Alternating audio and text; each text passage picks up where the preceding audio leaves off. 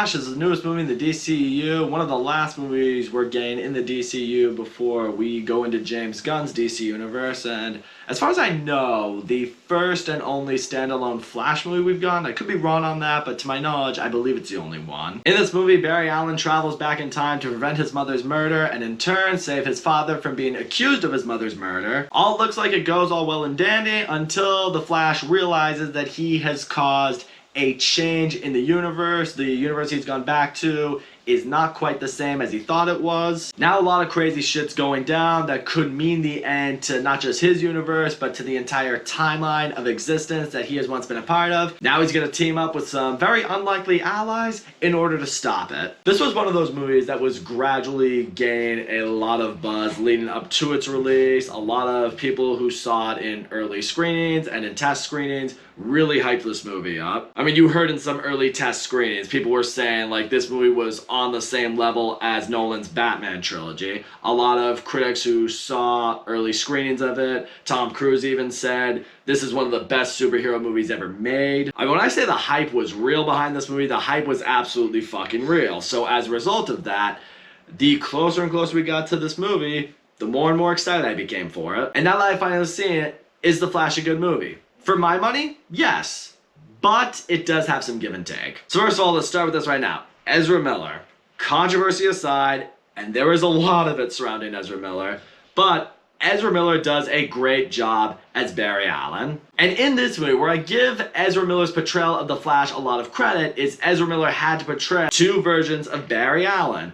You have the Barry Allen that we know and love, and then there was the young version of Barry Allen that the Flash encounters when he travels back in time. And I will say, the dynamic that we got between the two versions of Barry Allen's, I actually really enjoyed. Because on one hand, you have the Barry Allen who's been the Flash for a while. He's the more seasoned of the two of them, obviously. He's been a superhero for a little while. He understands how to control his powers. On this hand, we have this Barry Allen who's very naive, very just out there, very just kind of silly, goofing around, doesn't really take anything seriously. You see all the range of Ezra Miller's performance, sure, but what I really liked seeing here with the two Barry Allens is the fact that it was very much like, imagine going back and talking to your younger self, how you'd probably feel around them. I mean, I know for sure, if I went back and talked to my younger self from 10 years ago, even 5 years ago, I'd probably be rolling my eyes a bit. I mean, I look back on my YouTube videos from way back in the day and I rolled my eyes, I cringed, I'm just like, oh man, the things I'd be saying to that stupid kid. You see a lot of that here, and I thought it was a great element that brought a lot into this Flash movie in seeing Barry Allen interact with his younger self. Also, I'm gonna say this right now, I really liked how the concept of time travel and the multiverse were explained in this movie. It reminded me in a lot of ways like the scene in Back to the Future Part 2 where Doc explains to Marty, you know, how traveling through time and changing little tiny events cause an entirely different universe in itself. This movie has its own way of explaining that to me, and I liked it because it's simplified in such a way where I feel like anyone could watch it and be like, yeah, no, I understand that. And yeah, I'll say this much right now, this movie has a lot of cameos, has a lot of different appearances, but let's get to the big one, the one I'm sure most people were really hyped for, Michael Keaton's return as Batman. It was a welcomed return. I will admit this much, I was not a huge Michael Keaton Batman fan. I didn't grow up with Michael Keaton's Batman. I grew up on Nolan's Batman trilogy, so Christian Bale's always been my Batman and probably always will be. I did watch the first Michael Keaton Batman before I saw this movie because I wanted at least some idea on who his Batman was, who his Bruce Wayne was.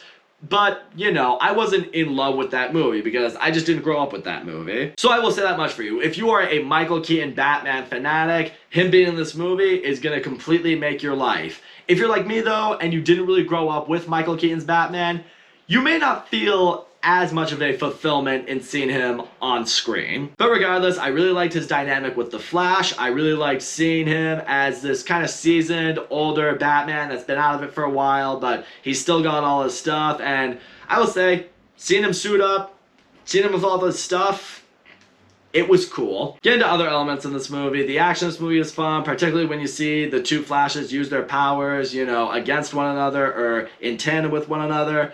But one element that really surprised me with this movie was how funny it was. This just might be the funniest of the DCEU movies that we have gotten. I mean, it was funny enough that it had me laughing quite a bit. There's one moment in particular I was actually laughing pretty hard. But it never went to a point where it was too funny to the point where it felt like MCU humor. Not that MCU humor is bad, but you know, humor is a big part of what makes Marvel Marvel, and DC has more of its serious tone. The Flash never lost sight of its serious tone, but it found a way to sprinkle the comedy in when it felt necessary, and the comedy in here worked. Getting into some of the flaws that are in this movie. Okay, I'm gonna talk about this right now. This movie has a lot of cameos from a lot of different characters. And I've said before, when you have a lot of cameos, that's not a bad thing. That's fan service. And I've said before, there's no such thing as bad fan service necessarily, but there can be such a thing as unnecessary fan service. And I'm sure you've heard from the buzz, this movie has a lot of cameos, a lot of big stuff that gets thrown at you. They tell you to stay offline, don't look at any leaks or anything like that, be surprised going into here. And I will say, some cameos are definitely a surprise, but I do walk out of the movie thinking, how many of them were really necessary? Some of them I saw, I'm like, yeah, that's cool to see. It's cool to see that actor, that character make an appearance, but did it matter to the story? Did it provide anything to the story? And no. I mean, hell, Supergirl is in this movie, and you know, she's made out to be one of the bigger characters in this movie, but if I'm being honest, I didn't feel like she got a whole lot of development. I mean, she shows up, she ends up teaming up with the Flash and Batman, but did I feel like her character really brought a whole lot to the movie? Not really. Also, this movie really hyped up the return of General Zod. It was made out like he was going to be the main villain of this movie. He was going to be back. He was going to cause more damage, finish what he started. And again, I feel like he's just here for the sake of having a bad guy for the Flash to fight. Even Ben Affleck's Batman, who I'm a bigger fan of than maybe most people are, but he's in this movie for really not much. He has one little moment with Barry, and that's really it. It's like at some point you gotta ask yourself, I'm like, did you have a reason for any of these characters being here? I mean, none of them really felt like they brought something substantial to the story. Like, for example, I heard one fan out there compared The Flash to Spider-Man No Way Home, but this person said this was a better version of Spider-Man No Way Home. Alright, I'm gonna say this right now. This movie, and I'm not just saying this because I'm a Marvel stan, but this movie does not belong in the same breath as Spider-Man No Way Home. Because when it comes to a superhero movie, particularly with cameos of characters that we know and love, Spider-Man No Way Home did it way better. I mean, infinitely better. Spider-Man No Way Home, it brought a lot of characters back that we know and love, a lot of different versions of different heroes and villains and everything along those lines. But every cameo, or just about every cameo in that movie, I felt mattered to the story and to Tom Holland's Spider-Man. It all felt like it needed to be there. In The Flash, we get a whole bunch of cameos from a lot of different characters, and I don't know, the only character that's brought into this movie that I felt really mattered at all to the story was Michael Keaton's Batman. I think the movie hyped up the cameo aspect a little too much in the sort of No Way Home aspect that stuff was being hyped up, but this one didn't quite live up to it. I just walked out of the movie, I'm like, yeah, seeing those characters were cool, but I mean, I didn't need them there. Also, let's talk about this right now, because everyone's all over the internet talking about it.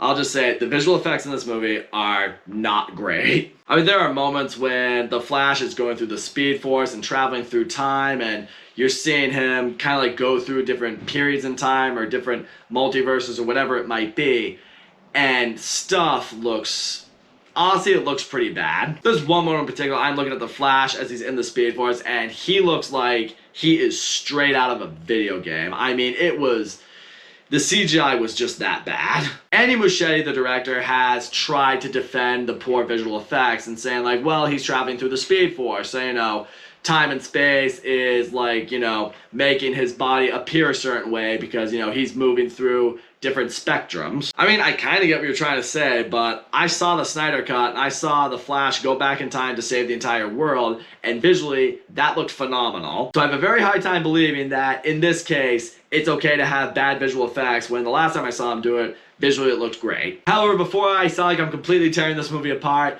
I will say the movie has some very, very, very strong emotion by the end of it, and I will say there's a moment in particular where I got the knot in my throat, eyes were welling up a little bit, and I'm just like, okay, this right here is some good stuff. If you can bring it home with a really good, strong, emotional ending, you will get some brownie points from me, that's for sure. So all in all, The Flash, I thought it was a good watch. Ezra Miller, I thought, did a very good job playing both versions of Barry Allen. I loved seeing Barry Allen interact with his younger self. I really liked the dynamic between the two of them. I thought Michael Keaton's Batman was a great addition to the movie and a great addition to the story. The action for the most part in this movie is a lot of fun, although visually it should have been cleaned up quite a bit.